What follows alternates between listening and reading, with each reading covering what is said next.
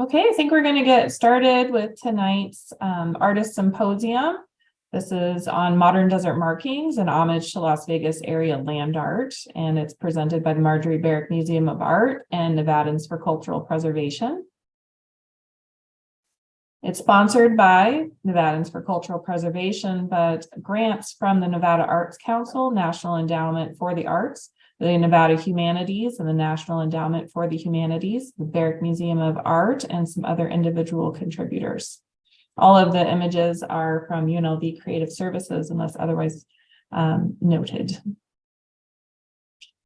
So my name's Rayette Martin. I'm the Executive Director of Nevadans for Cultural Preservation, and I am tonight's tech support, is what I'll call myself. And just to give you guys an idea, if you haven't done a webinar before, as an attendee, you are not going to be able to show up on video or on audio. Instead, what we're going to ask you to do is use that webinar chat option or the Q&A section. You'll see the little buttons at the bottom of your screen.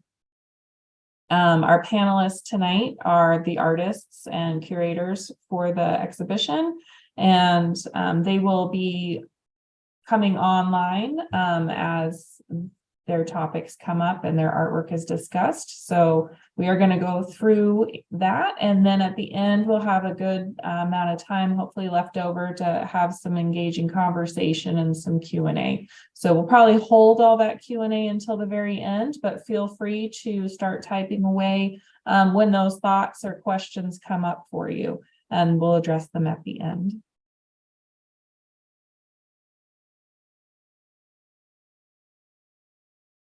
All right.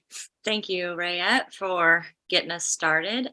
This is Katie Hoffman. I am co-curator of Modern Desert Markings, also president of Nevadans for Cultural Preservation. And my partnership with my co-curator, Hikmet Sidney Lough, was the genesis of this whole hoopla here. So I do definitely want to thank her first and foremost for joining me on this journey.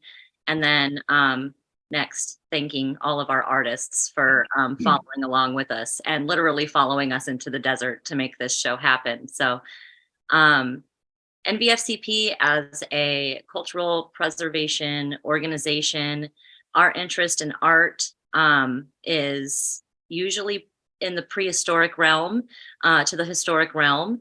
And when I realized that there were cultural resources that were becoming historic, these land art pieces in the deserts of Nevada, specifically around Las Vegas, we made it a part of our mission to go out and find these so that we could initiate these preservation activities. And so again, I really want to thank Hikmet and all of our artists for joining us on this journey. So Hikmet, let's get started. Great. Well, and what I would like to do then is thank you. Maybe this is an evening where we just thank each other all the time.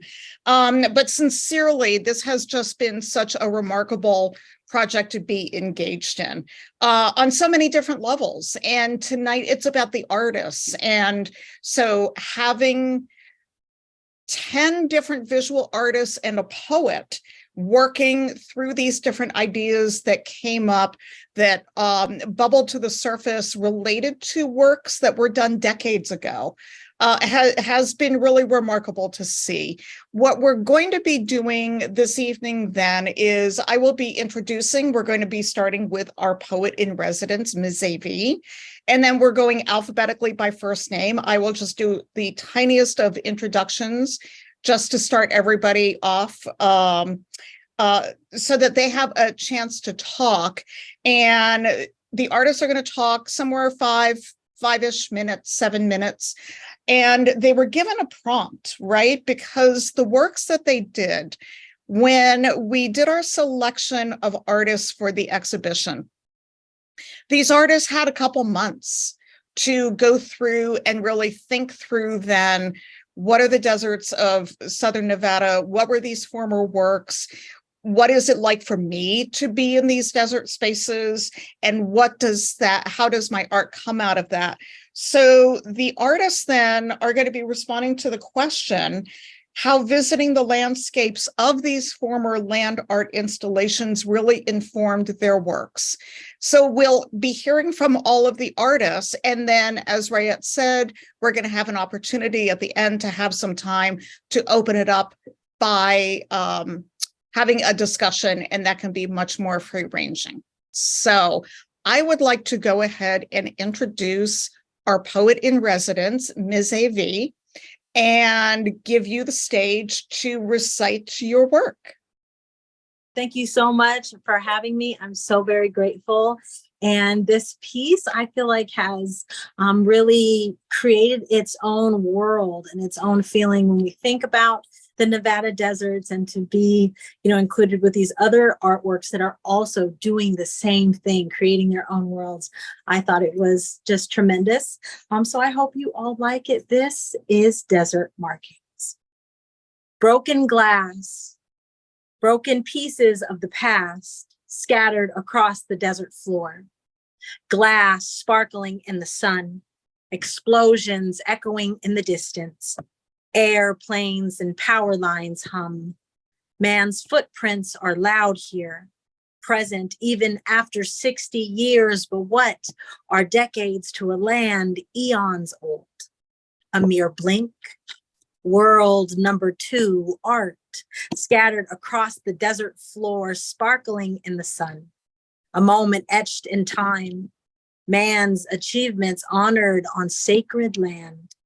Even after 60 years of nature desperately trying to wash it away, in a flash, flood of memories laughing into the distance. What is time to a land that has always been? Maybe we don't belong here, in the place of what once was. Soft sand, now hard as rocks, crackling under my feet.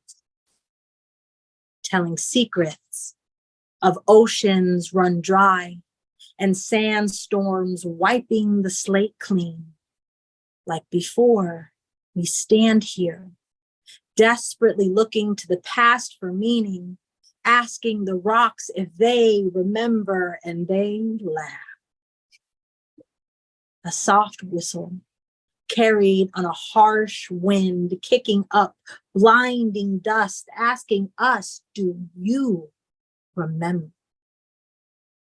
Gazing to the other side of the rift, with mounds of shotgun shells and creosote, some things are not so easily washed away. The desert does have memory, long and hard fought, like carving trenches and caliche channels made by the desert's most revered visitor and absentee protector, rain, swift and unforgiving as it washes away what once was. Morning dew, sparkling in the desert sun, a sight short-lived, but still beautiful. A lesson in mortality. Maybe memory is the only gift we'll ever truly receive. And in the silence of the Mojave Desert, all that needs to be said is thank you. Thank you so much. That was Desert Markings. I appreciate the snaps. Thank you. Thank you. Yes. I saw Nick started. Thank you. We will move on, and Adriana will talk about her work. Hi. Okay, so I guess I'll start with it's often very difficult for me to talk about my work because I really do like the art to speak for itself and to hear what my audience and the viewer gathers from it. So my background is in performance and theater and clown. And so I very much come from the perspective of what does the audience see and what stories can they gather from the work that I make. And so this piece was inspired by not finding Walter de Maria's Las Vegas piece, going on the journey with all the other artists, and just really letting the time and space inform what work I presented. So, and also my idea was to go through this experience through the lens of my alter ego, my clown, whose name is Juan Chico. And for context, clown, this is the definition that I'm going with today, is a nonviolent rebel, reflects human nature, lives in the moment, makes everything a game, finds the play and joy in everything, even sorrow, has a powerful presence, is buoyant and resilient, disrupts the order of things, is unpredictable, and takes the piss out of shit. So I went with that attitude, with that lens, going on this excursion, and just like being really observant and just listening and trying to be present, trying to be playful.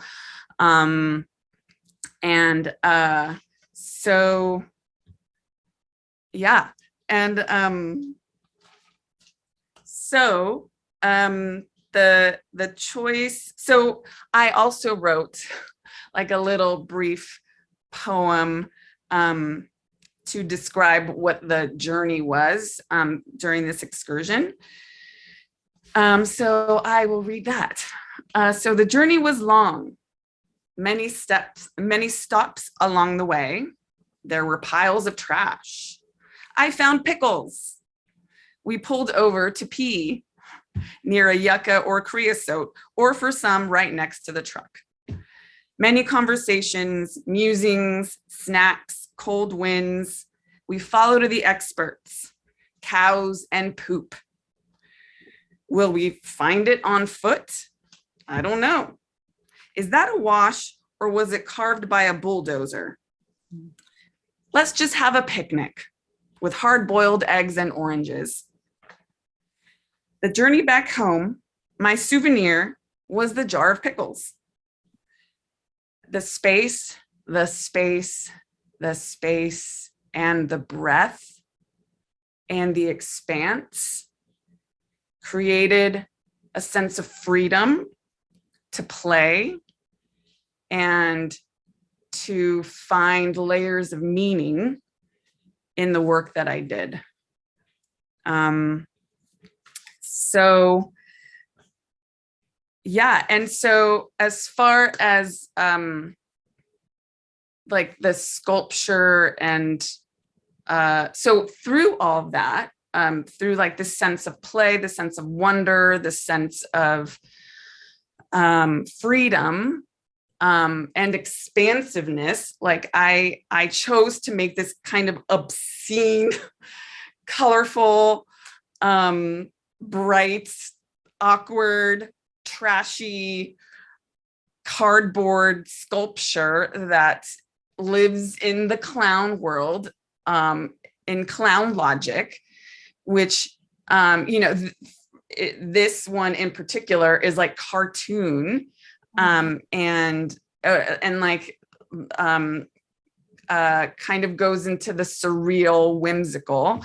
But also the idea was that Juan Chico constructed it, my clown that I performed.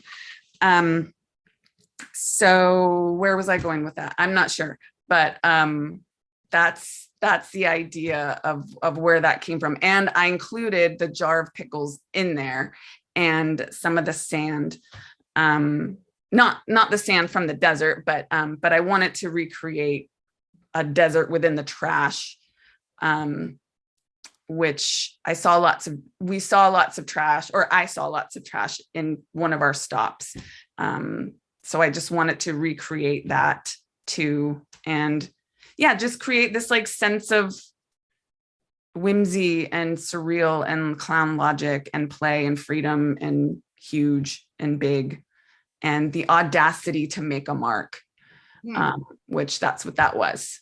Yeah. Just like Walter de Maria, that was very audacious to bulldoze the square mileage of, so I'm like, okay, I'm going to be audacious just like that and create this obscene, ridiculous, colorful piece of trash. There you go. Done. Okay. Thank you. Yes. With the pickles. With the pickles. Yes. Awesome. That's great. Emily, take it away. Hi. Thank you for having me. So going out to Jean Dry Lake, I already knew I was looking for garbage. I'm really interested in the discarded as a starting place for renewal, rebuilding. I think of the digging machine as a metaphor for a queer body who is discarded by a straight world, straight time. And it's digging metaphorically for history, futures, renewal. It's looking for things that have survived destruction. And yeah, like thinking of Tom Lee's self-destroying machine, and imagining this like archaeology of that, or what's left behind, what's the remnants of that. And getting to Jean Dry Lake, there's still a lot of evidence of that, not his particularly, but bonfires, fireworks, shotgun shells, garbage, single-use plastics, which I think you could argue is a very good sign of the end of the world. So I was collecting footage that day, and kind of like really focusing on, although in this picture it's not a piece of garbage, but most of it in the video it's looking up at the world through pieces of garbage. And after Jean Dry Lake, I was thinking about material transformations, queer renewal, taking what has been discarded and rebuilding from that, which I really believe is a queer story and a queer act.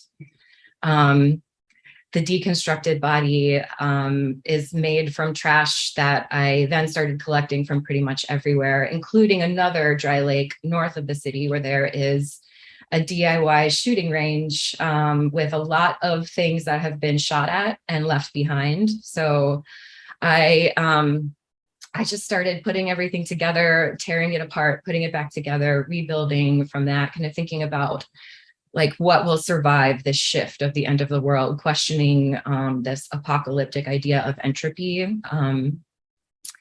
And yeah, that's how it came together. I'm so excited to hear what everyone else is going to say that I'm going to keep mine short, but thank you so much for letting me do this for the show. I don't think this could have been done anywhere else. I was already really working with this idea of digging a machine, but I didn't want it to actually dig. I didn't want to do anything invasive or extractive. And I think, having the show really hones in on that metaphor for just this constant seeking and renewal and different perspectives like the video show. So thank you.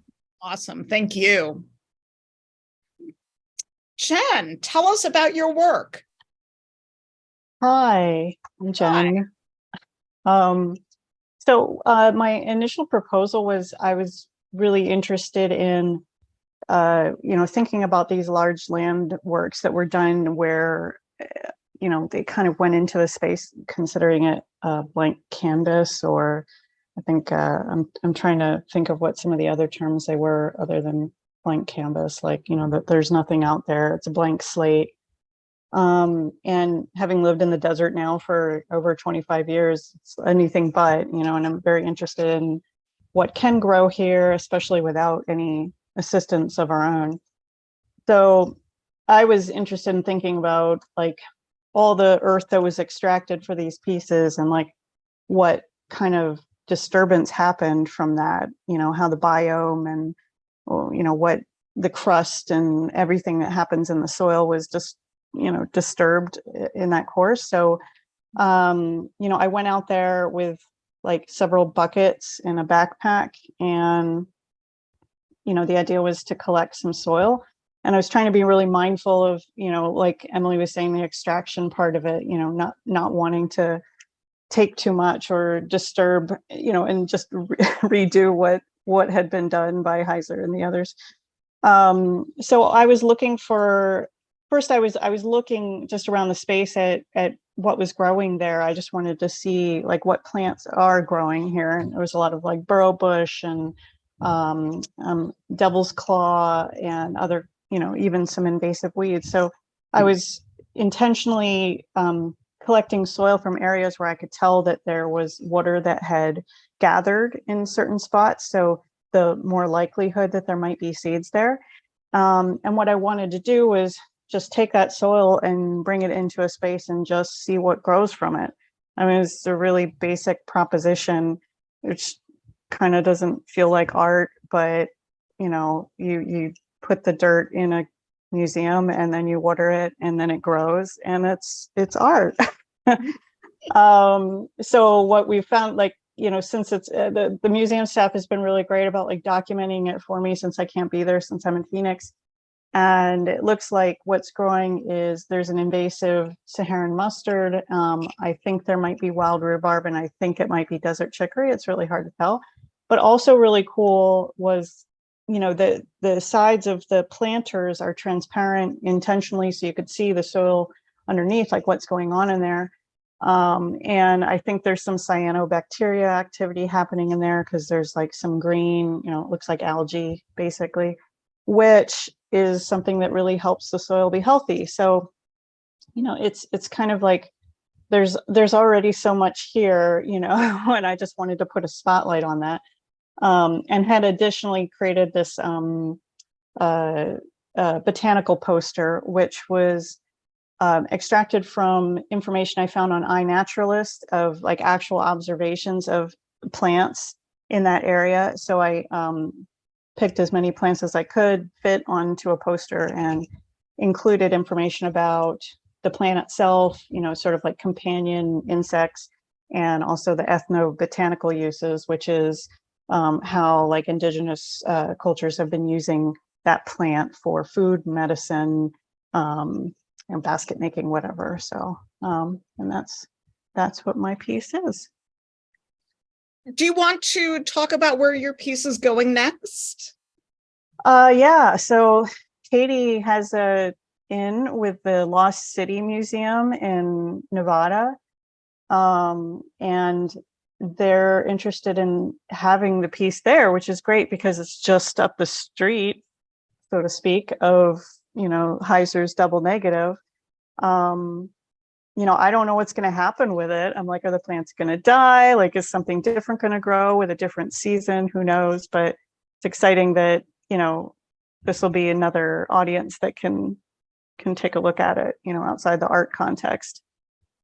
Yeah, that's great. Congratulations. Thank you. Thank you. Okay. There we go. Keeva, hello. Hi, everyone. Can everyone hear me okay? Mm-hmm. Okay, perfect. So, my work, I feel like in general is usually about kind of like attention between like representation and like lived experience. And that's attention like both within that I like try to explore in my work and just like maybe attention in me while I'm making work. So I think a lot about this idea of like media as like mediation, because that's literally what it is. And you can never really truly experience something except like through this mediation. And all mediation has like an agenda, which is its ideology. And so thinking about land art specifically, and especially the land arts created in the Mojave, it's mostly built around mark making. So you might think of like Michael Heiser's Rift 1, which what occurred in this like dry lake bed where I'm working, where he's literally creating marks in the land. And so for this piece, I was sort of thinking about this like active mark making as like a kind of violence, because it literally involves like piercing the ground in order to impose this sort of like meaning upon it. And all like impositions of meaning are like also this expression of ideology. And ideology, maybe you can also think of that imposition of that as like a type of violence. So here at this site that I was exploring was also the site of Jean Tinglay's happening. And so I really wanted to like think about that. But when we went to the site itself, like, you know, there's nothing left from that. And really there's nothing left from like almost all of these pieces of land art. So you have to turn to the mediation, which in my case with Jean Tinglay's work was documentation photographs. So I decided that for like the visual element of my piece, I was going to try to like recreate those documentation photographs as closely as I could. So Hikmet and Katie and Rayette, whenever they were on their site visits, they kind of like figured out like where exactly you could look to sort of see like in the direction of like where these pieces were in their like iconic documentation photographs. So I decided to try to recreate those like as closely as I could. And so the other big visual element here is all of these studies that I cut up and collaged. And these studies are all conducted on the behalf of like the Department of Energy or the US Department of the Interior. So that's another way, you know, these sort of like scientific studies of this land, it's kind of like another way of like imposing ideology or an agenda on the land. So there's kind of like that connection between like the medium and like sort of these like other like visual forms that I'm pulling in. So talking about like imposing meaning on site, it was important to me that for my response to land art, I was also going to like engage in this mark making, but I was going to do it in this like non-intrusive way. So all three of the panels that are in my piece all show like this different type of like mark making, but they're all sort of like virtual, so to speak. So they're kind of dealing with this like mediation, mark making, but in this way that is like as non-destructive as I can make it. So there's like these sort of collage photogram elements that are like drawing on a print. There's like a strip of film where you see just the effect of light on the strip of film that's been exposed. And then there's like the superimposition of text on a video. So yeah, that's kind of like what my thought process behind all of this was and what my reaction to the site was. Okay. Yeah. Thank you, Keeva. Thanks so much. Marisa. Hi, can you hear me okay? Yes, can absolutely hear you. Great. Well, I was so excited to have the opportunity to be a part of the show. I am not that interested in land art, but when I saw the prompt, I thought, wow, this is an amazing excuse to make these research trips out into these incredibly interesting places. So my work, I work across a range of media, but I very frequently combine text and image in some way. And I use research with fiction, history, and more poetic modes. And really the overall purpose of what I do when I'm making work is trying to understand some idea of Americanness and what Americanness is. So Southern Nevada is an incredibly rich place to explore ideas of Americanness. So I was very excited to go on the organized site visits that we made. I also took some time while I was in the area to go to some other places. And so my work in the exhibition is a video slideshow with narration. So it's made up of many photographs. Some of them are 35mm slides, some are analog film, both color and black and white, and some are digital photos. And then there's a voiceover narration. And the work is about 24 minutes long, but you can actually watch it online from the comfort of your own home. But in researching this place, I was very interested, as other people have already mentioned, in this very false notion that this is a supposedly empty land. These are empty lands. There's so much there.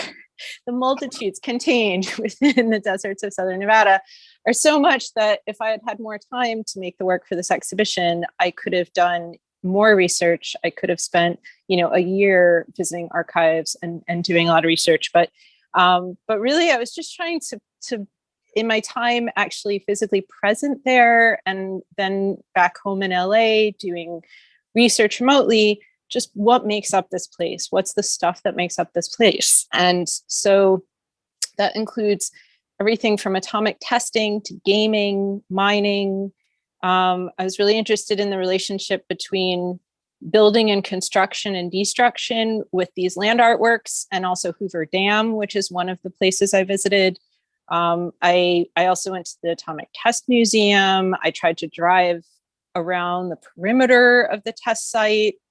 I thought a lot about water usage, land use, the Colorado river crisis, the water crisis, which being in Los Angeles, where we're kind of really hogging most of that water, all of the natural resources, the mining, all of the stuff that's out there.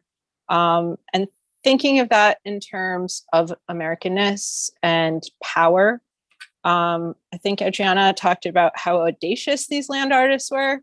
I kind of think of them as more grandiose.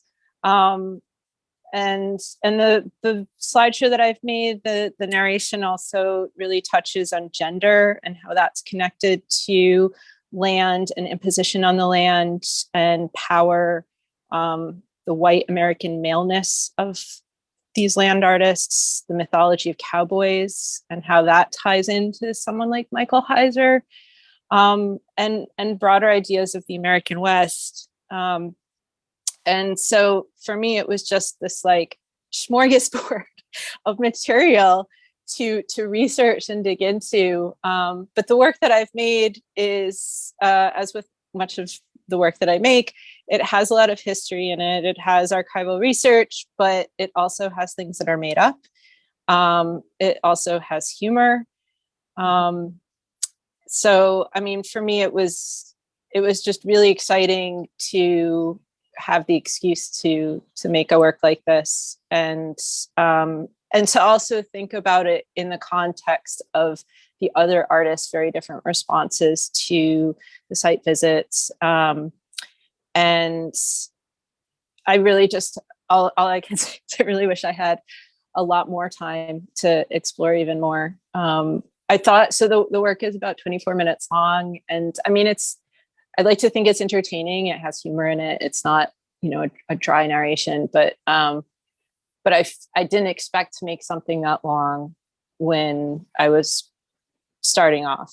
And it was because there was just so much to consider in thinking about these lands and these places that even though I don't go into great depth with a lot of these big ideas and histories, it felt like there was so much that needed to be touched upon that was so important, and stuff that's historical, but also stuff that's happening right now and changing right now, and what's happening with the solar farms in the area. And so please, if you haven't seen the work, do check it out online. Do you, are you able to, within the chat, just put a link to it? That would kind of be awesome. Yes, I will try to do that. I am not at home. I am on an iPad, but I think I can pull the link up. Yeah. I should be able to do that. I'll do that now. Okay. Yeah. Great. Marisa, thank you so much. Thank you. Mark, tell us about your experience. Hi, everybody. I've really been honored to be a part of this project. I think I'll explain my piece first of all. The idea is that, as many people have mentioned, a lot of these earthworks are becoming eroded and sort of being erased by the natural world of the landscape that's happening there. And I'm working with Walter DeMaria's piece, which is, it's fairly aggressive, bulldozed mark making on the landscape, basically drawing on the landscape by using a bulldozer. And as a young artist, I was interested in working with the world as material. And when I began to explore art in that way, it became very clear to me that, oh my God, I'm affecting something, or I'm touched. Yeah, everything's perfect already. What am I doing? Uh-huh. And so the kind of hubris of these guys going out there and going, I'm going to draw a 20-mile drawing, was always very in the forefront to me. But at the same time, I could understand that kind of the scale of it and the kind of interaction with the landscape, even though it's very destructive,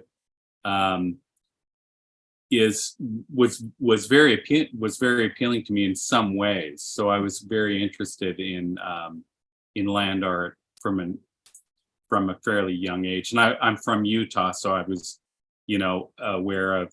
I went out to the Spiral Jetty and the sun tunnels out there a lot as a developing artist. But anyway, so the idea is that this very, this kind of aggressive human gesture on the landscape is basically being erased fairly quickly, in geological terms anyway. And so my idea was basically to restore the piece, temporarily restore the piece, Walter DeMaria's piece, by honoring what is actually erasing the piece. So the idea is to take botanical markers and within the space of the original piece, the markers will mark the plants that are taking over that space. So in a way, these markers will kind of redefine that space where it's become invisible. But twisting your vision of it, instead of looking at it as a human intervention on the landscape, looking at it as, the healing process, or the kind of the landscape coming back to its original state after this gesture, this kind of artistic gesture. So anti-art, maybe, I don't know. But anyway, that's the idea with the project. One thing that's been really interesting from my perspective, specifically from this project, is to go out. I went out to Double Negative, which is a very aggressive piece. But it is, so it's these two channels dug into opposite sides of a bluff. But the bluff that it was carved into is relatively soft, so it's very quickly eroding. And I really see this as a ruin in a way. It's very much like the Colosseum. When you look at it today, it's not the intention of the artists, not the original intention of the artist, but just sort of collapsed intention. So you can see the intention, but it's a sort of something that's happened along with it. And it was very interesting to me. So something else that I should mention too, being very familiar with this landscape and, this kind of the Great Basin whole area, which I've loved for many, many, many years and explored for many years. There's something about that huge space with nothing in it that's human, where you get a sense of time, really big time in these spaces, I feel anyway. And so these gestures that feel so aggressive when we come from a city, or this kind of environment, you look at these gestures and they feel kind of wimpier than than you might think they are. So anyway, it's a very complicated set of feelings that I have about all of this. But it's interesting when I went out to Double Negative and to see it eroding so quickly, and the fact that it was done, 60, 70 years ago, I don't know exactly, but somewhere in that range. And then to have, I imagine it'll probably be completely gone because of erosion in a couple of 100 years, likely, probably. Maybe a little bit left to see. It makes me think, somebody carved out the quarry that made the marble that Michelangelo's David was carved into, and that's going to be lasting for much longer than this thing. So I don't know. It's obviously these gestures come out of a very kind of aggressive, in some ways maybe not looking very carefully at the ecological situation that you're in. But nature's a lot stronger than we are. So it's true. That's great, Mark. Thank you. Thank you so much. Okay, get my arrow back. And we saw that work. Also, Mike, tell us about your experience with Las Vegas piece. Can you hear me? Yes. Great. So my experience with Las Vegas piece, I live in Washington, D.C., so I'm pretty far away. And the desert is one of my favorite places to go. I started going out 9 years ago. I applied to spend a night at the Lightning Fields, Walter de Maria's Lightning Fields, and I got it. And then I flew out to Las Vegas and did a big road trip to see all this land art that I had studied in grad school, Double Negative and Spiral Jetty and sun tunnels. And it was an amazing trip. And I just really hadn't spent any time in the desert before. And living in Washington, D.C., which I love in a lot of ways, and then going out to these big wide open places, like it's a really overwhelming experience in a lot of ways. Like walking around a city, you can only see so far. And even like when I'm in like Las Vegas or Salt Lake City, you could see a lot further. But here on the East Coast, like everything is a lot more compact, and we don't have the terrain that you all have. So going out there is just an amazing experience for me. And I started going out every year after my academic year is over. I go out.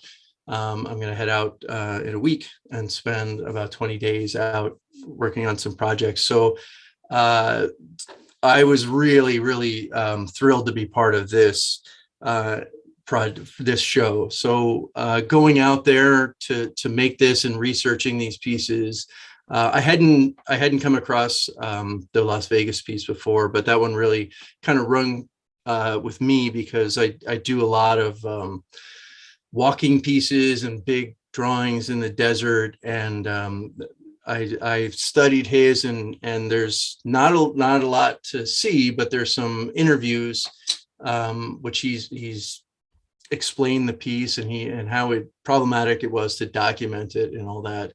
And he talked about the process of going out to find it and then the walk to it and then walking around it and not being able to see the whole thing, and talked about this kind of 4 hours of time that you would need to consider this piece by going to see it. And so I use that kind of as a starting point, and the shape of it, the square with the 2 lines going out. So it's a mile by half mile and then another mile. And I thought, oh, I could kind of turn this, thinking about that 4 hours to consider this as this experience. So I went out to Las Vegas, and I did the piece 4 times. And this is the last time I did this recording of it. This time actually was right, very close to double negative, right in that same mesa. And so what I did was I took some stakes and I put them in the ground to make the big square, and I got 6 miles of baling twine, and I just walked the piece out and just built up that twine and just kept going and going. And I have a drone and a video camera to just set up to just record me as I'm going through the process of doing this. And I wanted to do it with the baling twine because I wanted to be able to just take it all away with me when I leave. Some of the pieces I do in the salt flats, I kind of draw lines in the salt flats with a garden tiller. And then when it rains, it just disappears. So I like the idea of it being temporary. And I studied land art so much, and I really got really into it. But as much as I love it, there's a lot of problems with it as well. And I think as much as I love being in the desert and making stuff in the desert, I feel like a contemporary responsibility with my mark making. As much as it would be really cool to carve a big thing in the desert, I would hate to do it as well. And I want to leave it like I found it. I want my work to be temporary, and that's really important to me as well. So I wanted to be able to, really dive in and do my piece and have all this time to consider it. And that's really the payoff for me. A lot of my work is based on labor and setting up systems and then following through with the labor. And a lot of them are drawings that take 4 or 5 days to carve into the salt, and then taking pictures and videos of it and then kind of walking away. So for me, it's very much a performance of labor. And I'm kind of a performance artist and no one ever gets to see the performance. So what's left over is the artifact. So the art is, for me, the considering all these things and studying and drawing things out and making my diagrams, and then diving into my process where when I'm in it, I don't want to make any decisions. I want everything to just be about being in the space and considering the space and the labor. And then I want to walk away from it, which is what I did with this. And I really loved doing it. I went to 4 different locations, a couple different dry lake beds, and up near the Las Vegas piece. I can't help but kind of fetishize the desert, and I just love it so much. And I kind of wonder, man, if I lived out there or if I was born out there, I probably wouldn't be that into it. Or maybe I would, I don't know. But I know I love living in the city, and I love the lifestyle I have living in the city. But my favorite part of every year for the last 8 years is going and spending a couple weeks in the desert by myself. And just working in labor and creating these diagrams and drawings and all this stuff. And man, I really, really loved doing this. And so this was a bit of a different route for me. And some of the stuff I'm going to go do when I head back to the desert next week is going to be more stuff like this, because I just really enjoy doing it. But man, I really love being part of this show and going out to see everyone else's work as well. So this is a big honor for me. So thanks. Right. Well, do let us know if you're going to be back in Las Vegas in the next couple of weeks. I will. All right. Okay. Great. Mike, thank you. Okay, Nick. We have an image on top of an image. I am so sorry about that. That's okay with me. All right. I'm sorry. That's okay. I mean, it seems like the image is still there, so we're good. It is. Yeah. Hi, I'm Nick. You'll find me easier online as Nicholas B. Jacobson. I'm calling in from Tiwa territory, so-called Albuquerque, New Mexico. I was born and raised in Nuwu territory in so-called St. George, Utah. So I was raised, an hour from a lot of these works that we've been talking about, and never saw them, never knew they were right there. I studied art and ecology in grad school, and so kind of came from a background similar to like Mark was talking about, really interested in land art and wanting to be a land artist. And the people like to ask like, oh, I've been an artist since I was 6 years old kind of thing. And I've never felt that way because I also, the other art cliche of I can't draw straight lines, like I'm not a great drafts person, and that is a silly way to measure artists. But anyways, I thought back and I was building this piece and playing with my toys and like making these stacked things and just messing around. I was like, oh, I was a land artist as a kid. I was in the backyard digging around. Anyway, so that's where I came to, is I had this love of land and wanted to basically, we're all talking about where we have these ecological crises that we need to deal with, and how do we actually do that?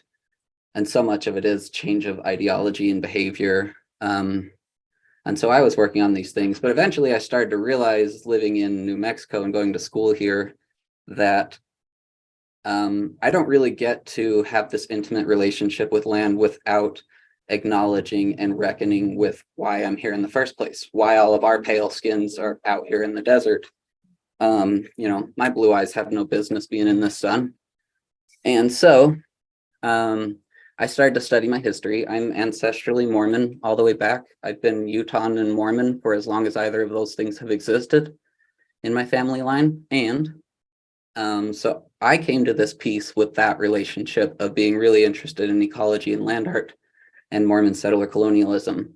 So the first modern desert mark in Nuwu land, now called Las Vegas, is a fort that one of my great, I think 3 greats uncles helped build. And so that was me thinking about this.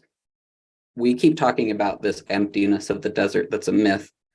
And one of those layers of emptiness and invisible is indigenous people that, so far we've talked about the plants that have been overlooked and not thought of, but land artists, my ancestors, the US military, the people who built the rest of Las Vegas, the Hoover Dam, all those things were done because it was an empty place, because they saw it as an emptiness. So that's where this title comes from, is pioneering terra nulla paris. So playing on the term terra nullis, which was the imported ideology that this land is empty, that then got really hyper focused in on the desert of being an extra empty space. And my thing is that we created that emptiness, the emptiness that we're all finding as we go out to these deserts, the emptiness that Walter de Maria found, that Michael Heiser found, that they're all inspired by, is manufactured. It was created, it was pioneered through genocide. For example, the Mwapa band lost 90% of their population. The Kaibab band lost 90% of their population. Conequent band, whose land I grew up on, no longer exist. It's basically just, the only reason that we're here, and the only reason that it's so-called empty, and the only reason that when you go to the wildlife refuge that they talk about the isolation you can experience in these desert landscapes, that's there because of genocide. Similarly, these ideologies about leave no trace, take only pictures, leave only footprints, is another layer of that, the second stage of genocide, which is assimilation, that we assimilate these lands into a colonial ideology, and through colonial protection, that the Department of Interior was created within the Department of War as a tool for manifest destiny to assimilate these lands into the US in the same ways that the other Department of Indian Affairs, which also was developed at a similar time as the Department of Interior under the Department of War. So land and indigenous people were seen through the same lens as something that needed to be conquered. And in a, really similar way, that is still what we're doing as we try to conserve these lands without indigenous leadership. Because as the UN discovered 80% of the planet's remaining biodiversity is held on 25% of the land, which is all managed by indigenous people who represent only 5% of the human population. So that's the sort of realm that I come to this from. So I chose to look at the Las Vegas piece, partly because it's one of the most empty ones. It's the one that isn't really there anymore. And then I paired it with two other sites, the Las Vegas Mormon Fort and the National Wildlife Refuge, the Desert National Wildlife Refuge, which is also half, atomic testing range. And one of the things I talk about is how that seeming dichotomy of a preserved, pristine environment sharing land with this national sacrifice zone, to me is not, it's not in conflict, because the US military and the Department of Interior are both to preserve the United States, to preserve this genocidal occupation, this militant occupation that is ongoing today. And so in that spirit, that's the sort of idea of taking, of learning from indigenous land-based relationships, of seeing the land not as something other, of seeing us as an essential part of nature. I did gather materials. From that first piece, there were some stones that I took from Walter de Maria's site. There's a stone that I took from just beyond the border of the National Wildlife Refuge, which is another idea I'm playing with, is if I cross this line, suddenly these are valuable lands. But when I step over on this side, it's not a valuable land anymore. And also the idea that making it illegal to gather from these preserved lands makes it a lot harder for indigenous people to continue to practice their life ways, to use those plants that, was it Jen was talking about, the poster of indigenous uses of all these indigenous plants. It makes it a lot harder for them to do that. We say we look out at the desert and there's nothing human made out there, but those lands are full of songs, those lands are full of petroglyphs, those lands are full of cultural sites, of histories and memories that are human. And so so this triad of pieces is talking about that relationship of invisibleness, of creating emptiness, as well as creating this future idea of emptiness, which is the doomsday, which gets back to the Mormonism, because they have these apocalyptic ideologies that they're hopeful and waiting for, because that's the day Jesus comes home and everything's better. So visiting these three sites was really important to me, because I like to use, the reason I gather things is I think those things have a voice. They can tell their own stories, their presence matters. So also visiting sites is a really important part of my practice, to experience a sense of place, to practice place. So these three platters are also made of clays that I gathered from Nuwu land, but closer to where I grew up. And then the video was made predominantly in the landscape of the Las Vegas Peach, which apparently I held everybody up. I was the last one to get back to the car, and it was a blustery cold day, and I didn't realize I was doing that because I was just out there talking to a rock. You were working. Yeah, I was making a lot of this video. Yeah, so those are where I came to it, is this relationship of, if I'm going to build this connection with this land, I need to know why my body's here in the first place. And that blossoms into all of these ideas of understanding why national parks are a thing, and why conservation is a thing, and how some of these ideas that I learned and thought were inherently good, leave no trace, starting to problematize those and understand that those are yet another layer of the human nature divide that created climate collapse in the first place. So this was really exciting for me, because this is also the first time that I've been able to do work about a place and display it in that place, because for the most part, I make work about my history, which predominantly is in Utah. And it is a little harder for me to show this work in Utah.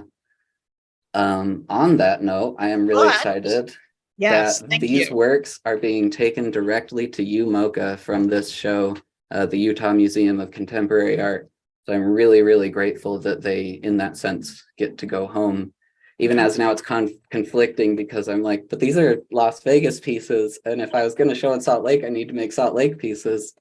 But anyway, yeah, really grateful to Hikmet and Katie for working with me. As you can see, I like to ruffle feathers and press buttons. And so there was some back and forth with me for a little bit. So I'm really grateful for you all including me in this and welcoming me and making this space to share stuff that, yeah, isn't always easy to share and internalize. So yeah, Absolutely. I'm guessing that's my 7 minutes. Thank you so much, Nick. And congratulations that this is now going to be moving into a different institutional experience in a different city that's called Salt Lake City. And so we'll look forward to, please keep in touch with Katie and I to let us know how that goes. Oh, yeah, I will, absolutely. Right. And I just want to add, because I saw a comment in the chat, I have a fairly long essay about this on my website where I go through all of my research about this focus on emptiness and invisibility, because those were, what is it? Isolation is the essence of land art is one of Walter de Maria's like key phrases. And so that became my focal point from which all of this branched out. So I'll put that in the chat. Thank you all. Thank you. Awesome. Paula, how are you? Hi, good. How are you? Good. This has been such an interesting project. I got a chance to talk to Nick when we went out to Walter de Maria's site, and it was just so interesting because my background or my love is really public land protection, and I feel like my family's background ancestrally being farmers, being into agriculture is what kind of made me interested in protecting the land, and hearing Nick's side of things and his questioning kind of his background has been just really interesting, and everybody's viewpoint, and it's been a great learning experience for me. As I mentioned, public land protection is kind of my hobby, the thing that I like to spend a lot of time and effort on. And I've always kind of been a little bit conflicted about land art and kind of how I feel about it, because I love the scale. I love the places that these sites are at, but then I look at disturbing the environment and I get really, I don't know if we should be doing that. So during COVID, I had a chance to spend a lot of time on Jean Dry Lake Bed, and because it's about 15 minutes from my house, and I just needed to get outside as much as possible. And so I would go out there on a regular basis, and I was doing some research, and I was like, oh, I didn't know Heiser did work out here. I knew about double negative, but I hadn't heard about Rift before. And about the same time, I saw the call out for artists, and I was interested in seeing like, how can you do something on a big scale without actually damaging the environment? And so I started off with the idea that I would make something that looked like Rift out of cardboard, and it looked horrible and it didn't work well, but I changed and tried a couple different things. So the black material in the images that you see is basically landscape cloth, and I think that's 180 feet long. And then the silver is a sheet of like insulation material that was about 140 feet. So these are all larger scale pieces that I put out on the dry lake bed, just using basically like tent stakes or long nails to put in, put them down, took some photos with the drone, and then pulled them up. It was very easy to basically not leave any trace at all. So for me, it was more of an exploration in trying to see, can you go big without making an impact? And I believe that that's definitely possible. And I think that we here in Nevada have just some incredible spaces. We've got 85% public land, and the fact that we have so much open land available to us is just such an asset. And I'm hoping that it doesn't all get filled up with solar panels. I love solar. I want to definitely have renewable energy, but I think there's good places for that. And some of this open desert and open land isn't necessarily the place for it. One of the kind of neat things about this project as well was the chance to just spend a lot of time at the Jean Dry Lake bed. Pretty much I ended up spending about a year out there. Again, it started with COVID and then with this project. So I was there in winter, I was there in spring, I was there when it was rainy, I was there when it was water all the way across it, and just seeing how different it looked at the different seasons, whether there had been a little bit of moisture and the ground was a little soft versus really muddy versus completely dry and very dusty. And then also how people utilize that area was kind of interesting as well, seeing a lot of OHV use, but a lot of photographs too. People use that site to take photographs, like wedding photo. I saw people taking wedding photos out there and graduation photos. And so it's pretty interesting. And, we have so much development happening in Las Vegas. It's creeping down to this area for sure. And so, again, interest in public land protection, I worry about some of these spaces being lost due to development. So, and I will stop there. Except that I do have a question for you while you're here and on. Something that happened after our visit to something that we started to hear about after our visit to find Las Vegas piece. Yeah. Because when we were out there, you were out there with your drone and you were actually able to find it. Yeah. So we were out there, and actually, I think it was Rayette that said, "Oh, it'd be great if somebody had a drone." And I'm like, I got a drone in my backpack. So we put the drone up, and it was easier to see it from the air than it was on the ground. So you could see, we got the chance to see one kind of arm of it. And I'd like to go out and actually see if we can get a better viewpoint and really document it from the sky. I think that would be great. And it's kind of interesting too, that you can't see it that well when you're at ground level, and you have to be at this higher level to be able to see it. Once we got up higher, then you could kind of go, okay, I can kind of see where, if we look across the landscape, that, yeah, maybe I do see some alteration of the plants and things like that, but it's hard to see for sure. Yeah. Well, that was very exciting. And that's also information that we have shared with UCLA's art history department. Oh, great. Yeah. So we will keep you posted about that. And I hope to go back out and actually get better pictures. So great. Good. Great. Thank you. Thanks. Rachelle, tell us about your work. Sure. Hi, everyone. Thank you so much for having me, and thank you, everyone, all you amazing artists. It's been so incredible to hear about the background of how you created these.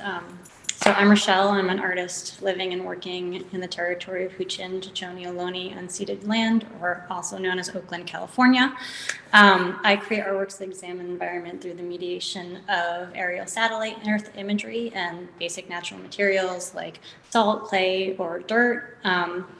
And here is a large drawing that I did. And when I was invited to this show, I was really interested in the relationship that images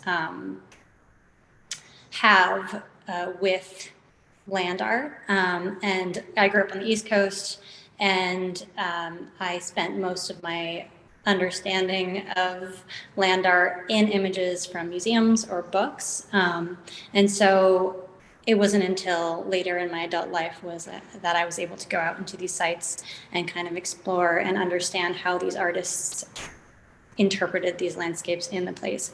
So because I work a lot with satellite images, I went out to Jean Dry Lake on December 9th, 2022. It's in the title.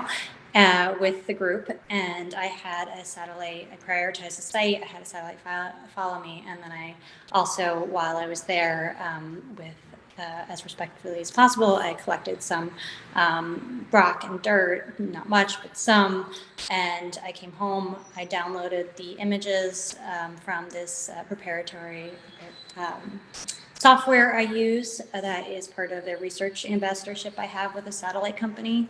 And with that, I composited these images of when I was at the landscape, and then took hours and hours and hours of my life to draw it. This is about a 2 by 3 foot drawing, at photorealistically as possible. And I did that, and I do that not only to kind of think through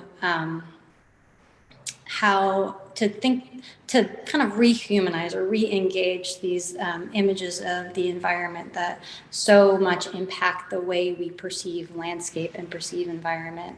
And I draw a lot on thinkers like Lisa Parks, who talks about this satellite or the aerial image as this gaze from nowhere, locating the reader in a mediated position or a place-based imaginary. So kind of trying to recenter by the act of creating mark after mark after mark, and reinterpreting it from this basically robotic eye to the human eye and hand again.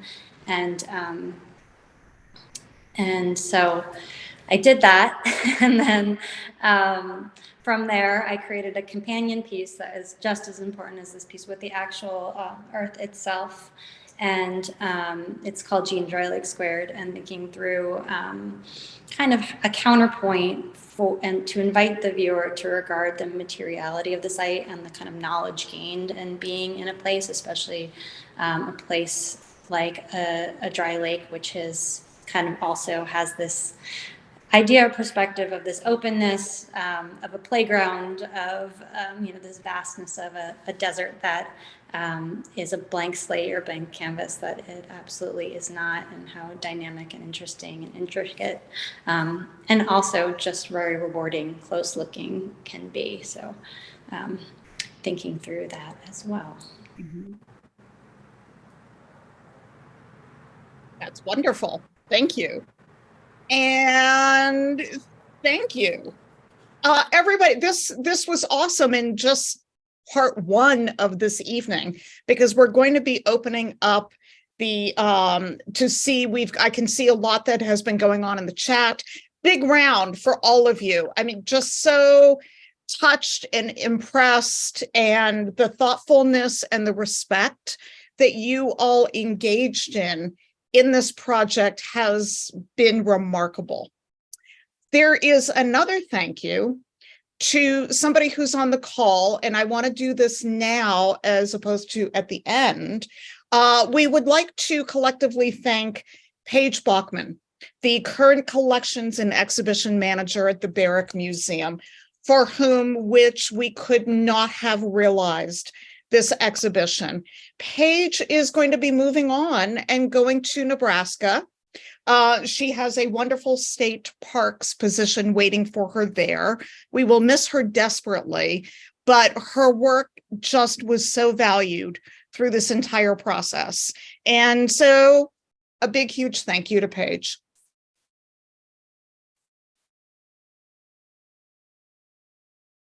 Okay, Rayette, are you? I don't see the chat. Do you see the chat? Are you taking it here? Yeah, so okay. So I've been watching the chat, and people have been responding to the chat as they've spoken. So I believe now is the time to ask some questions if anybody has any. To do that, just go to the Q&A section, type away, and we'll see if anything comes in. Or if you, as panelists, have questions for each other, feel free to unmute and speak amongst yourselves. Absolutely. This is that environment where we're all together, which didn't happen during the opening because we have so many geographical regions under us. And so if you've got any questions to anyone, that would be wonderful. I have a question. Great. Nicholas, I'm, I appreciate your thoughtful approach to, the colonial relationship that we have with our landscapes. And I'm wondering one of the things that I'm interested in doing in my own particular spot here is trying to figure out a way to empower Native Americans to positions of power where they can manage the landscape themselves. I mean, it's one thing to say, you know, this is, hey, you know, starting a meeting with, this is a landscape of so-and-so. And, Yeah. you know, but we're not giving the land back. Right. Yep. We know it, but we're not going to do anything about it. Right. Yeah. So anyway, I'm just, you know, I really feel like, as, you know, as colonial people moving around, we don't know about these landscapes in the same way that the people who have lived here for thousands of years know about the landscapes. I mean, it's kind of an obvious thing. Yeah. So I'm wondering if you're working on any things in order to, you know, help or know of any kind of grassroots things where Native folks are, you know, kind of like getting in positions of power where they can be in charge of the landscapes in a more traditional way. Yeah. One of the main projects that I do is this art, because I can't remember who said it. It feels like it's probably Malcolm X. But for me, one of the main things is like, Indigenous people are fine. They just need us to get their foot off their neck. And so that's like the main thing that I do is through this kind of education work, talking to settlers about settler colonialism, because for most of us, it's like a fairly new idea, or just an understanding it's been well invisibilized. And so that is my primary mission, is education, so that more of us are more aware of what we're doing, of realities that Indigenous people don't get to go a day being ignorant of, that we get to go most of our days being ignorant of. The second one that I'm working with an organization here in Tiwa territory, we developed an honor native land tax. So basically just a fundraiser that takes settlers voluntarily contribute to, and then the money goes directly to Indigenous orgs. I know that's a common thing, like the Sagorate land tax. And then there's one up in the Seattle area. But again, I don't know if this is the place for it, but it just gets really complicated because there just are so many layers of settler colonialism. For instance, our honor native land tax is starting to gain some critique because one of the organizations we chose is a broader Indigenous organization, not a Pueblo specific one. And so there's that layer of that we only chose to support one Pueblo specific org and a more, you know, pan-Indigenous, even though they would cringe at me saying that, but that, to put it simply, and similarly, I know the one up outside of Seattle has some issues because like the band who's doing it is unrecognized, or the tribe that's doing it is unrecognized and isn't sharing with the recognized. So there's just all these layers of settler colonialism in there, in the very fact that a lot of tribal governments have internalized colonial ideologies. And so, you know, if we were to turn the lands over, you know, I am 100% for land back, because even if the nations chose to then build a casino over a wetland, it's like, well, you know, that's not our business anymore, and you're doing that to survive genocide. And so like, how can I be a, you know, like, while also all these mixed layers. Yeah. But anyway, thinking of like the tribal governments, that's one of the reasons we chose not to send the money directly to Pueblo governments, is because we have heard from Indigenous organizers that their governments aren't really interested in the people. So yeah, those are some of the things that I've been working on. But for the most part, I think like the educate, just starting to shift our own identities and our own audacity to take up space here, while also recognizing that that whole idea of like leave no trace is an added layer of this colonial idea of separating us from land and nature, that, you know, we're above it being half gods, half soul, and then the land is this soulless thing. And so, yeah. Yeah. Well, and it's fine to leave no trace. I mean, not to leave no trace is a good idea if everything you're getting is a natural thing. I mean, if you're just, you know, pulling off a little stem and throwing it, that's one thing. But if it's a plastic thing, that's something else. I mean, it's very complicated. It is, because we should probably definitely be following those rules, and the rule as a given starts to build these like yes and yeah. I think the idea of leave no trace is almost comical in like an area that's had massive nuclear testing. Yeah. I mean, you know, it's like this big thing right there, and it's like, oh, don't leave, you know, your napkin or your like beer can.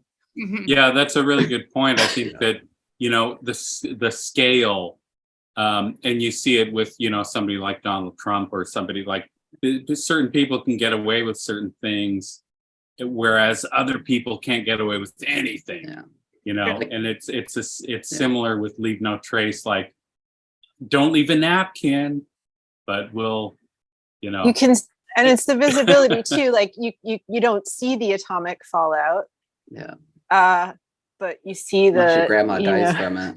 Well, exactly, right. Yeah. So you know, so much of like the physical evidence of that is hidden from public view. And yeah, but then like trash or like whatever's in, you know, the groundwater and like all these things that are not visible, but yeah, like the pile of trash that you see in the parking area or like the side of the road is a much more visible thing.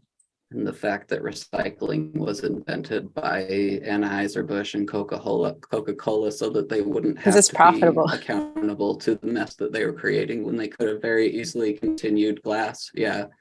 That's also the thing, is like, whole leave no trace feels very like the capitalist class telling us to solve a problem that's not our problem.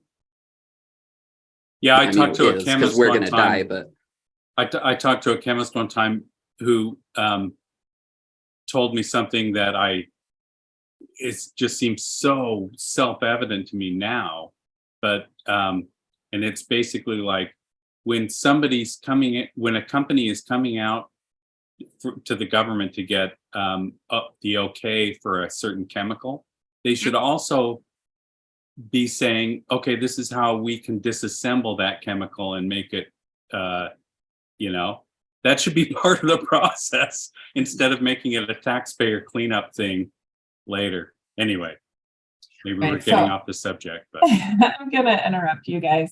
We do. Can I just wanted to follow up Mark's initial question, if that's okay. Speaking of, I see it as networking across the board. And having moved here 2 years ago from Utah, one of my friends, somebody that I know in Salt Lake, well, not in Salt Lake City, he's north of that, is Darren Perry, who is Western Shoshone, and so Nick is doing this. So Darren Perry is in a really interesting position in his life because he is Western Shoshone, but he also grew up Mormon. And he stepped down from his role as being the chair of the band of the Western Shoshone. He was the chief elder. He stepped down from that position a couple of years ago to run for Senate as a Democrat from Utah. And he knew that wouldn't work, but he did that anyway. And he got a lot of experience through that process.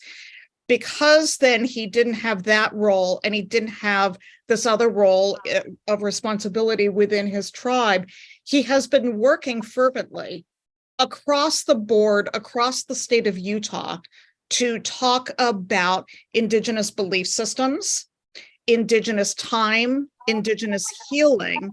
He wrote a book on the Bear River Massacre. 400 of his relatives had died in the Bear River Massacre just over the border in Idaho. He's working with Utah State University, which is near there, to do land restoration and reparative work where that massacre took place. Darren is also friendly and respectful and charismatic. You can find him on Instagram. He does Sunday Thoughts, right? He's religious. The way that he pairs and talks about these two elements of his life is that they're both based upon community. Being a member of the Shoshone tribe is being part of community. Being an active Mormon is being part of a community. And I have really valued getting to know Darren through these different conversations, to see an Indigenous person and what that looks like working not only within one specific community, but the entire state. So I just wanted to do a shout out for Darren. Yeah, interesting. Thank you. Yeah. Rayette. Yeah, I think we're going to switch gears just a little bit. We have a question coming in. It says, question for everybody, especially those of you who focus on land art regularly.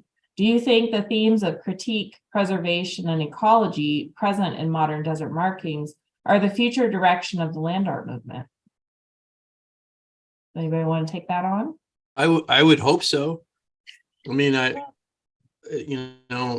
certainly just in the last few years, the ideology has changed dramatically. I mean, I think we all have a responsibility to keep pushing that, and not be passive about it, not watch it happen, but do whatever you can to help edge it along. Mm-hmm. But yeah, I would really hope so. From my point of view, just jumping in here, the land art of the late 60s and early 70s, I think inspired a later kind of more environmental movement, where people were looking at more of the ecology point of view. And that was led more by women too, which I think is a really interesting part of it. Meryl Latimer Euclides and the Harrisons, Suzanne Lacey to some extent too. I think, and Agnes Dennis. So there were a lot of women that sort of looked at that in a little bit different way, and brought it along to a better point of view, I think. Okay, I have another question. I'm just going to read it. Hi, my name is Savannah Strott. I'm a journalist with the Nevada Independent. I'm doing a written story and a podcast about Michael Heiser's city. I'm wondering if anyone here would like to give their thoughts on that particular piece of land art for me to include in the project. If this isn't the appropriate forum for this, or if anyone would rather just talk outside of this webinar, you can reach out to me at savannahstrott@gmail.com. So I don't know if anybody wants to make a comment at this time or contact Savannah at a later time. I mean, I'd like to say that, all the articles about it are talking about it as if it's a brand new thing, and it's not at all. It's 50 years old, and the sensibility of it is also 50 years old. And, there was the New York Times article, and people are upset about it, and rightfully so, but that doesn't seem to be that part of that conversation. It's, I mean, I'd like to go see it. I tried to go see it before it opened a few years ago. And when I got close to it, and then there was a sign that said I would be wise to not go any further. But it's, obviously the history of it is about him and his archaeological dig father and making this thing about the Mayans and all that. But, it just all seems to be going backwards. I mean, and if we look at Double Negative, which, I studied in grad school and couldn't wait to go see, like the sensibility of that is really dated. So there's a sense of like cultural relativism where we're judging these pieces in our own parlance, but they were made back then, with a different sensibility. And it's a shame that they didn't have a more modern sensibility or contemporary sensibility, but that's when it was made. And, you know, I think that has to be taken into consideration. I think there's a lot of responsibility that needs to be acknowledged and thought about it in a way where it was started 50 years ago, not 5 years ago. So I wonder if maybe Rayette might be able to talk about Basin and Range Monument in relation to city and why that was declared a national monument, what role city might have played in that. Because I think that's a really important, to me, that's the more interesting story than whatever Heiser's actually making there.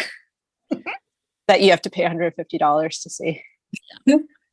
Yeah, it was a big part of the monument declaration. And that also, though, is interesting to me because there's a lot of rock, like petroglyph sites and pictograph sites and archaeological districts. There's also, they're taking a snapshot of land use the way it is now by still maintaining permits for water rights to the different ranchers and that kind of thing. So as a monument designation and what part that city played in that, it's all very interesting and kind of unique. So I think if somebody wants to do a little research into that, it's not a bad idea to get a better understanding. Nevadans for Cultural Preservation, we were involved and spoke on behalf of the importance of preserving the cultural heritage that's there while still maintaining access. So that was kind of our position during that time, during that designation. But I mean, basically, it was like the plan was nuclear waste was going to be transported by railroad through that land, right? Yeah. And this is probably oversimplifying it, but Heiser and a lot of the big museum directors from cities very far away from Nevada helped get that designation as it being a national monument, which means that the nuclear waste will not be transported through that land. Yeah, that was the catalyst for that monument designation. And it wasn't the most transparent, right? That wasn't what we were pushing to the public. And I only found out about that through one of Harry Reid's aides, who I was finally like, why now? What's going on? Did I get the story, the full story? So I think that's amazing that was able to put a wrench in that and keep that away from that basin and range area. So that's my opinion. And what's interesting about that is that his work is protected from nuclear waste. And his work double negative on the Mormon Mesa, on that right side of that escarpment, is also protected now from solar farms that were going to be established and placed on the Mormon Mesa. People, and I think it was a group of people in Overton, that very small town, that is where the road goes up to the Mesa to get over to double negative, really banded together and said, no, we want to protect double negative. We don't want to have solar farms established here. And then they squashed that deal. So that's interesting that with these two different works by Heiser, that we see that pattern that's taking place. And I do want to say that's one of the reasons for Katie getting interested in this project and why Nevadans for Cultural Preservation would have anything to do with this. Like, why would a cultural preservation organization care about land art? And it really is a way for us to document and put that in the archaeological record, these different works or happenings, right? So that when they plan for a solar field, when they plan for a new pipeline or road or, usually those kinds of things, that they have to take into consideration the effects that it will have on that piece.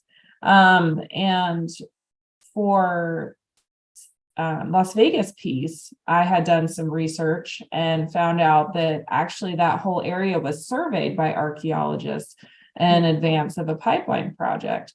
And they didn't recognize what they were seeing on the landscape. I mean, we didn't either because of the amount of time that had gone by. But, by our organization recording those, while you all were out there with us, that is going to go into a historical record for people to know that that was there.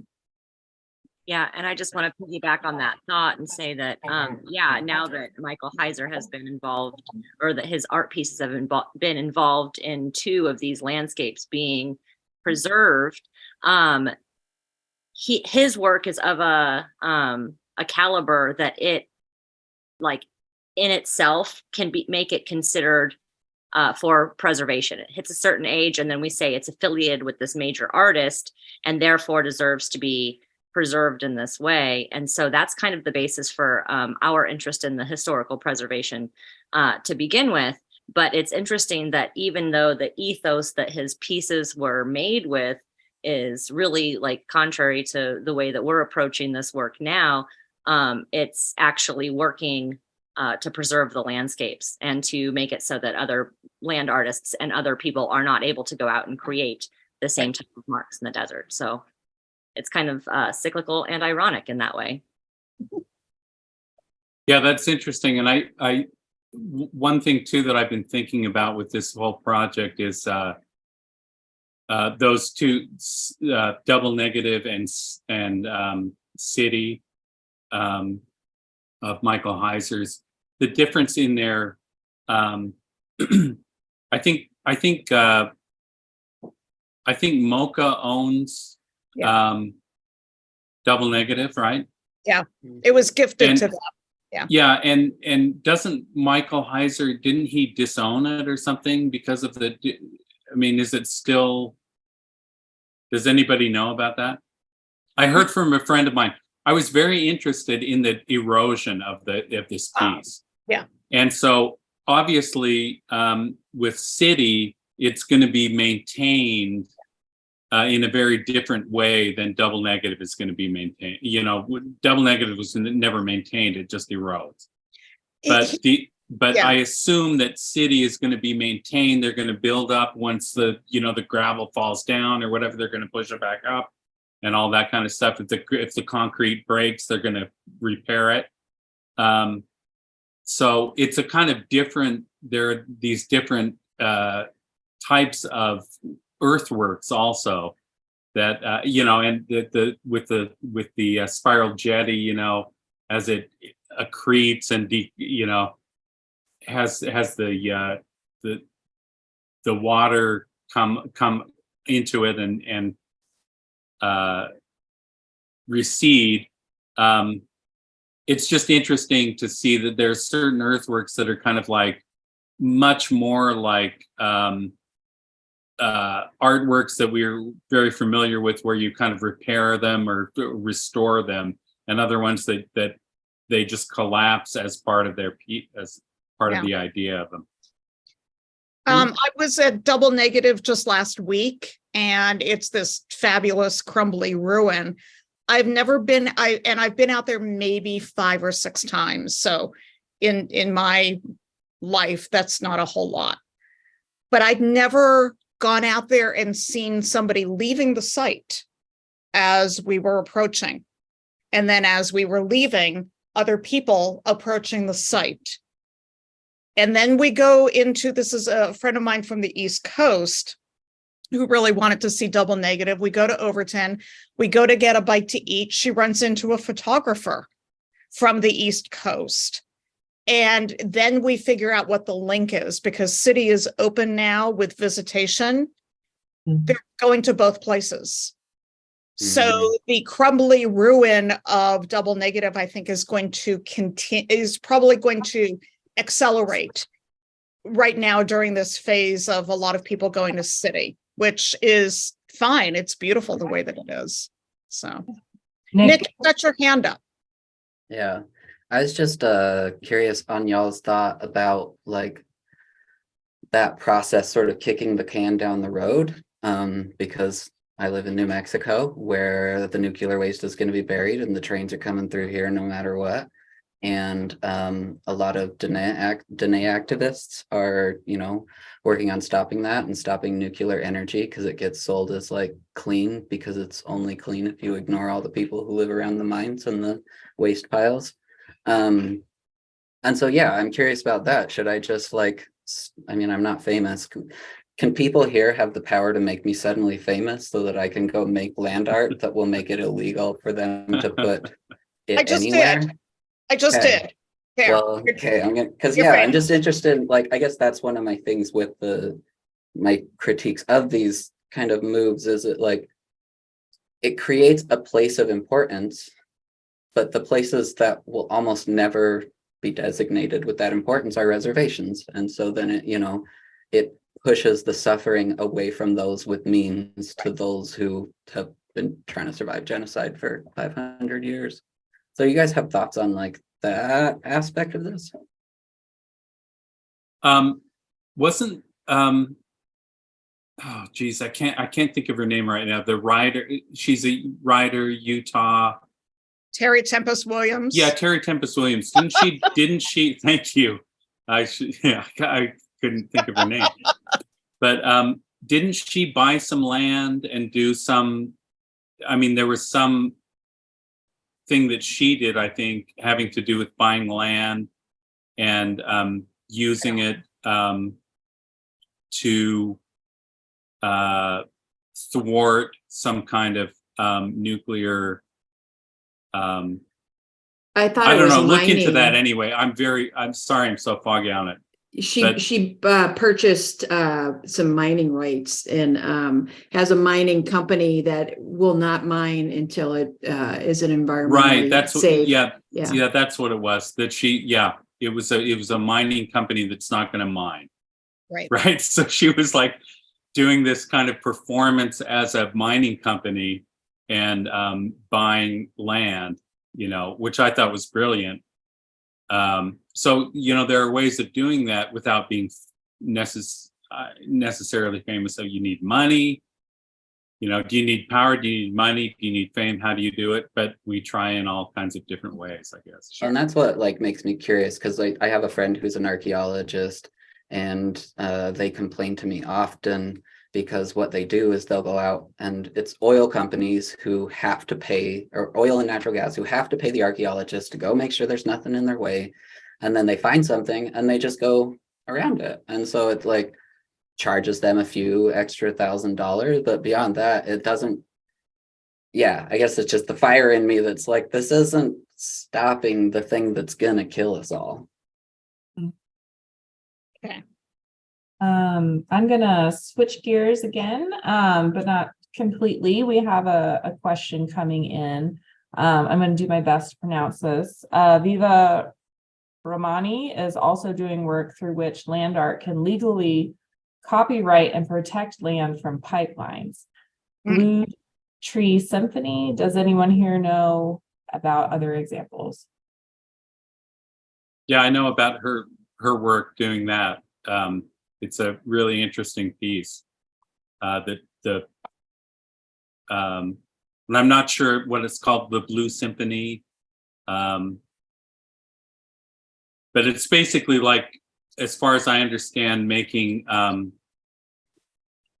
trees part of an artwork that has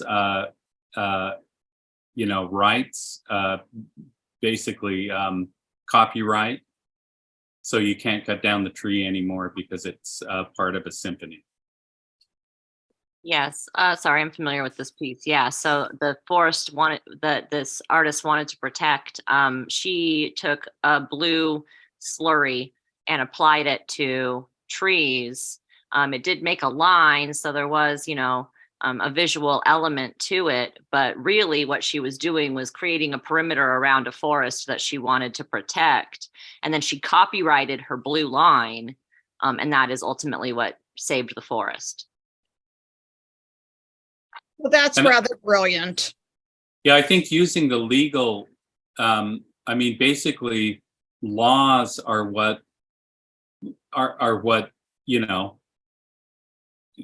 that's what you can do, having to do with the landscapes, right? That's law, you know, the legal system. So using the legal system in different ways, creative ways, can be, I think, really a good approach, you know, twist that. And we had somebody comment, eco art is essential at this point. Anyone who would like to see archives or women eco artists should check out WEAD, Women Eco Artist Dialogue. So it's, and I think a lot of what you guys are talking about is art as a form of activism.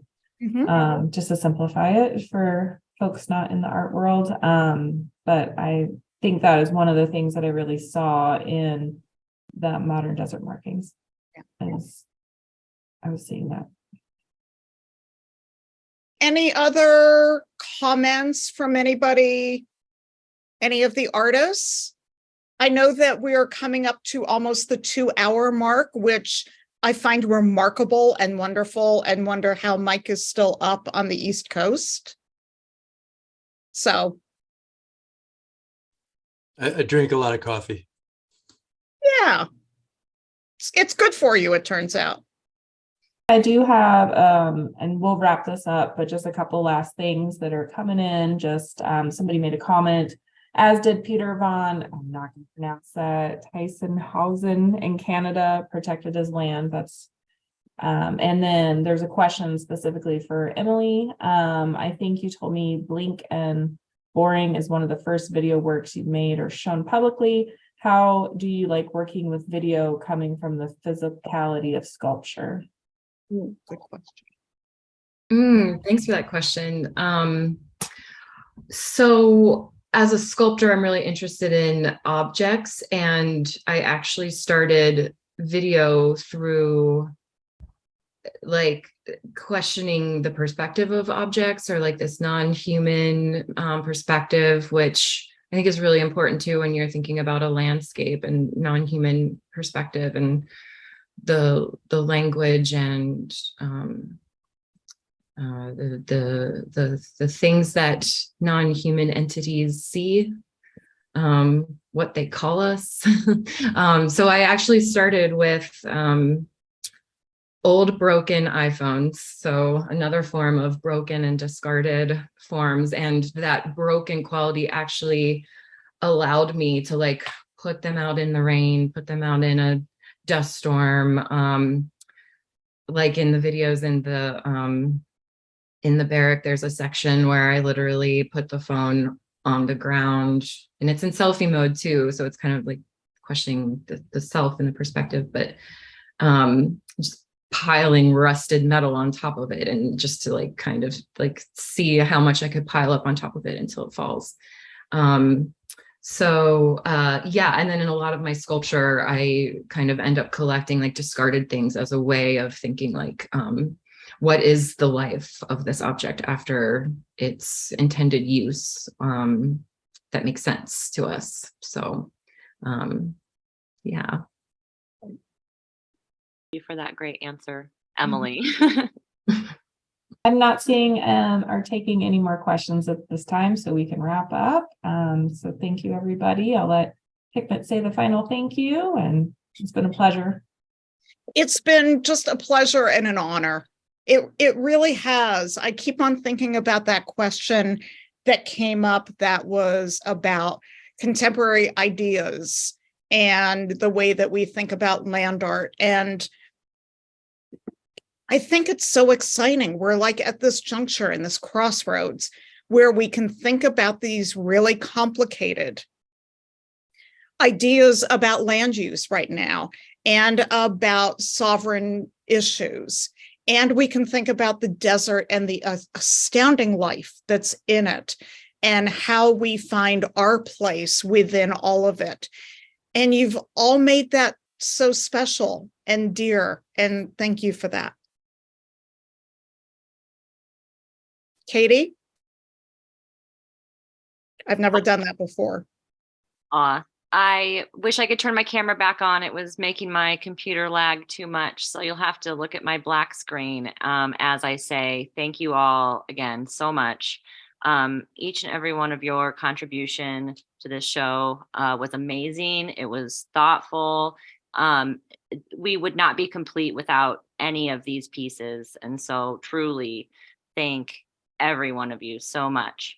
And for being here tonight. This has been a fantastic conversation. I loved hearing everybody's take on the outings and, and pairing that with what I've seen in your work. It's really been a huge growing experience for me. So thank you again, artists and Hikmet and Rayette and everybody who has supported us.